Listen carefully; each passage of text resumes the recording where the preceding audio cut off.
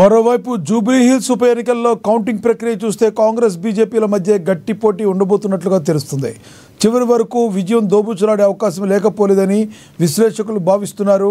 ప్రభుత్వ రహమత్ నగర్ డివిజన్కి పరిధికి సంబంధించి మూడో రౌండ్ కౌంటింగ్ ప్రక్రియ కొనసాగుతుంది.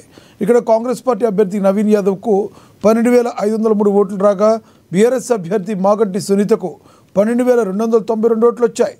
దీంతో బీఆర్ఎస్ పార్టీకి 211 ఓట్ల ఆధిక్యం వచ్చింది. అయితే ఈ ధోరణి ఇలాగే కొనసాగుతుందా లేక చివరి వరకు కాంగ్రెస్ అభ్యర్థి నవీన్ యాదవ్ ఆధిక్యాన్ని ప్రదర్శిస్తారా అనేది ఆసక్తికరంగా మారింది. ఇదే విషయానికి సంబంధించి మరింత సమాచారాన్ని మా ప్రతినిధి హరీష్ అందిస్తారు లైవ్ ద్వారా. హరీష్, చెప్పండి, మీ దగ్గర ఉన్న తాజా సమాచారం ఏంటి?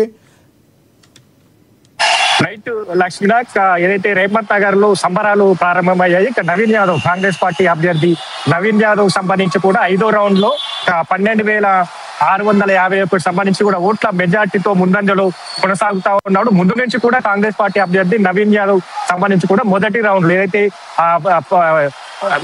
పోస్టల్ బ్యాలెట్లకు సంబంధించిన ఓట్ల నుంచి కూడా నవీన్ యాదవ్ ముందంజలో కొనసాగుతుంది.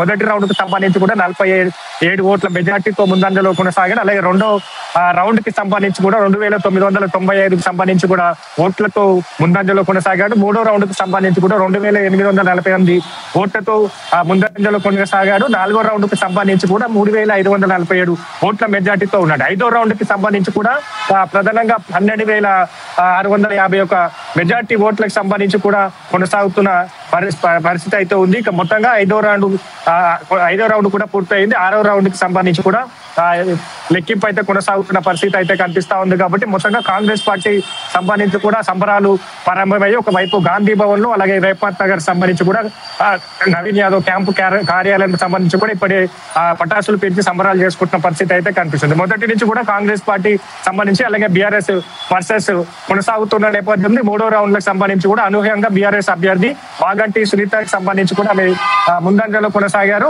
ప్రధానంగా ఇప్పుడు సంబంధించి ఏదైతే 5వ రౌండ్ పూర్తయింది, 6వ రౌండ్ కి సంబంధించి కూడా వెంగళరావు నగర్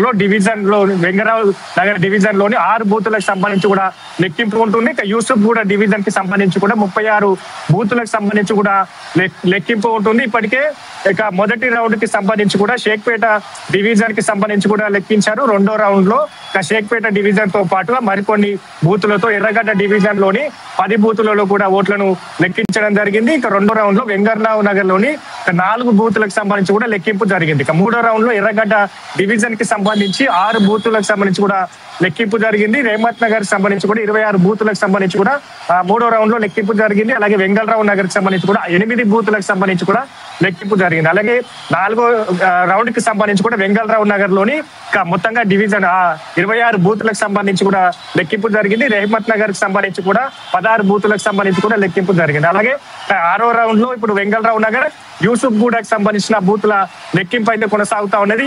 ఇక కాంగ్రెస్ పార్టీకి సంబంధించి కూడా హవా కొనసాగు పరిస్థితి అయితే కనిపిస్తుంది. పోస్టల్ బ్యాలెట్ నుంచి కూడా ఇప్పుడు 5వ రౌండ్ కి సంబంధించి కూడా ఏదైతే భారీ మెజార్టీతో నవీన్ యాదవ్ ముందంజలో కొనసాగుతా ఉన్నాడు. స్వల్పంగా బీజేపీకి సంబంధించి కూడా తన ఏదైతే ఇక్కడ ప్రదర్శన ఏమాత్రం కనిపిస్తలేదని చెప్పొచ్చు. ముందు నుంచి కూడా బీజేపీ ఏదైతే స్వల్పంగా ఓట్లతో కొనసాగుతున్న పరిస్థితి అయితే కనిపిస్తా ఉన్నది. కాబట్టి ఇక ఇప్పటికే గెలుపు ఖాయమన్నట్టు కూడా ధీమా వ్యక్తం చేస్తున్నారు. పిసిసి చీఫ్ అలాగే మంత్రి పొన్నం ప్రభాకర్ అలాగే మంత్రి వాకిటి శ్రీహరికి సంబంధించి కూడా ఇప్పటికే కాంగ్రెస్ పార్టీకి సంబంధించి కూడా గెలుపు ఖాయమైపోయింది. మెజార్టీ కోసమే ఎదురు చూస్తా ఉన్నాం. ప్రజాపాలనకే జూబ్లీహిల్స్ ప్రజలంతా కూడా పట్టం కట్టారు. ఇక కాంగ్రెస్ పార్టీ అభివృద్ధి వైపు మొగ్గు చూపారు. 10 ఏళ్ల బీఆర్ఎస్ పాలనకు సంబంధించి కూడా అభివృద్ధి కుంటుపడింది. ఇక్కడ జూబ్లీహిల్స్ ప్రజలకు ఇచ్చిన హామీలన్నింటిని కూడా కాంగ్రెస్ పార్టీ నెరవేర్చబోతా ఉన్నది. ప్రజలకు సంబంధించి కూడా ప్రజాపాలన